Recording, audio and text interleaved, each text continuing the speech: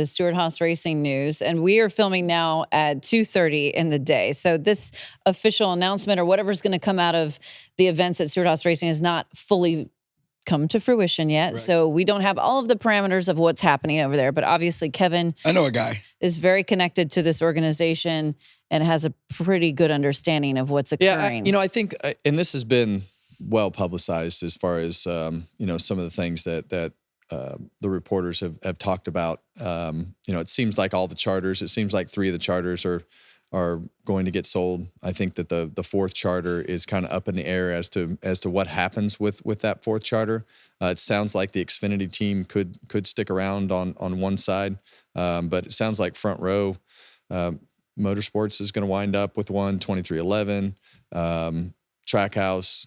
Those are all the rumors, right? Like you say, we're 2:30 in the afternoon speculating on what we think we know. But, I think it's just, it's unbelievable to me, really, that we went from forever to forward to for sale in 6 months. And it's just, I don't even know how you could possibly imagine sitting here today and thinking 6 months later that Stewart-Haas Racing is going to announce that they're basically folding. Mm-hmm. I think that a lot of that really when I went there in 2014, it was a brand new team. We had a lot of enthusiasm from the ownership group to build this team up into what turned into being a championship winning team, won a lot of races. But I had a great group of people, and I think the people around that 4-car over the last 10 years are really what held that company together. Mm-hmm. I think that company was held together by the success of the 4-car, Rodney Childers and that group of people. I think once that backbone of all that kind of went away, I think it started poking some holes in just the what happens at the top side of the upper management and everything that goes with running a race team, top to bottom. And it's a full-time job. It's a 24/7 job. And it's not a knock on owners. Gene and Tony were great to me, but they're kind of hands-off owners and have people in place to do their jobs. And I think in today's day and age, you have to have people that are involved with the authority to do what they need to do with the people and the things inside of the company to make it run properly. And it's tough to see. I mean, there's a lot of people put a lot of time and effort into that organization, and the organization did a lot for me personally. But I truly believe that with while we were exiting and looking back on it and saying, okay, what would you do to Stewart-Haas Racing? I think that it wouldn't have been a hard fix because you have a lot of people. It's just structure, organization, and management that could have pushed it forward to make it right. You were obviously hugely instrumental in the success of the race organization. You were a part of it as well. What are some of the positive memories and things like that will stay with you? Because I don't want to completely drag this down, but that place for a time was the cool guys' garage. It was so much fun being there, the people there, and we grew. I mean, when I was there, we were a 3-car team, and then Kevin got there, and we expanded, and then, we got the F1 team, and we expanded some more. So I was able to see a lot of that. The coolest thing about SHR was a lot of those people were there from the Haas racing days. So a lot of those people never won until Tony got there, and then Tony got there, and it changed the culture.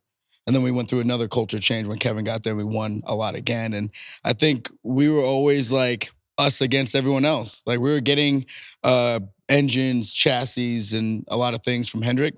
But we always felt like, we're better than them. Yeah. And we always felt like we'd go toe-to-toe. That was just how our mentality was.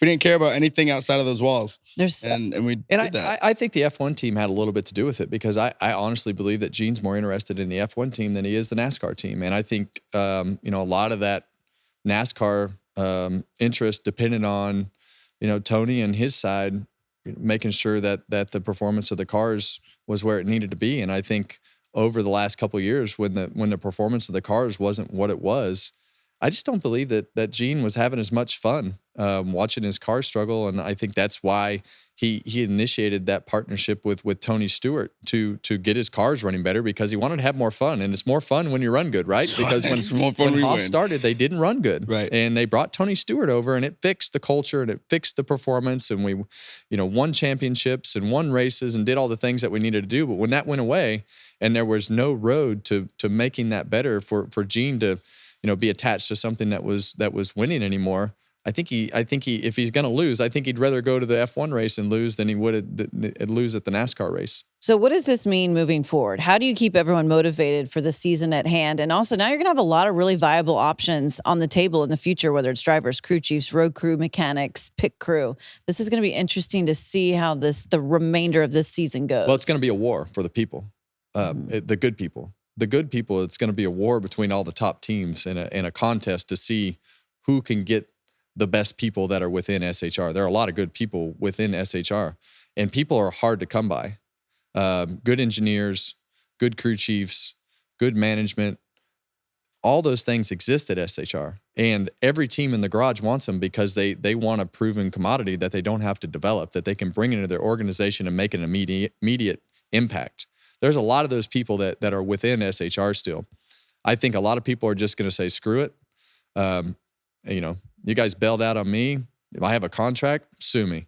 And I think they're going to go start looking for jobs. And I think the ones who don't have contracts are going to go start looking for jobs. I think the people who have years left on their contract is saying, hey, you might work on this fourth team that might be left or not left. We don't really know that at this point at 2:40 in the afternoon. Or stay and work on the Xfinity team that they may or may not have. But I mean, who's going to want to do that, right? I mean, you're at the point where you've basically folded everything that you have, and you want to keep these little pieces because most likely you just can't get rid of them all, or you want to keep them for whatever reason. I don't know. But who's going to want to work in that environment? You obviously don't want to be there. And I think for the good people, I think they're going to go on down the road. Yeah. It's a tough situation for the remainder of the year. Yeah, it's tough. The good people, there's a lot of late models out there that could use some good hands working on them. But the good people are going to find places to go. Easy. They always do. There's at least 3 graduates from Stewart-Haas that are Cup crew chiefs right now. One being Cliff Daniels, who is a champion. He was at Stewart-Haas with us. There's a lot of people. So people leave there and go off and have a successful career. So that's not going to be a question. Where everything ends up, like Kevin was saying, that's going to be it. And I remember when MWR was shutting down, and I remember the people there and asking them, like, how's it going? Like, how are you? They're like, I mean, it sucks, but like, we're just enjoying it. Like, we love each other as a group, and we're just riding this thing out together. And most of us know where we're going next, and some of you don't, and everyone just kind of figures it out. But that's the way you want it to work out. That's the way you want it to work out. You want it to work out so that everybody says, hey, let's just stick together. We all have a job. We're going to go do this next. But for the people who are like not included in that little clique, and if you don't have the people outside of that clique to do all the other things within the organization, like drive the truck or take the show cars or run the sponsorship department or whatever that may be, it becomes hard, right? Like that little clique sometimes doesn't realize all the things that it takes around them to make everything go, because it takes everything to make those cars go around the racetrack. But it's going to be an uphill battle for SHR after this announcement. And for the drivers in particular, we were just talking about Josh Berry. He's probably known about this for a little while, that something like this could be happening. Perhaps these drivers now are even feeling like they're racing for a new job. I mean, there's going to be a lot of team owners watching them with a closer eye, knowing that they could be free agents at the end of the year. Well, they've definitely all had pretty good performance, for the circumstances that they had to be. I mean, they're 100% aware of the circumstances that they're living. We've heard them talk about it. We've heard the drivers talk about the uncertainty, and they just need to go do their job. And they've all been doing their job for the most part here and there. Josh Berry's done great the last few weeks. We've seen Noah do a great job, from the beginning of the year.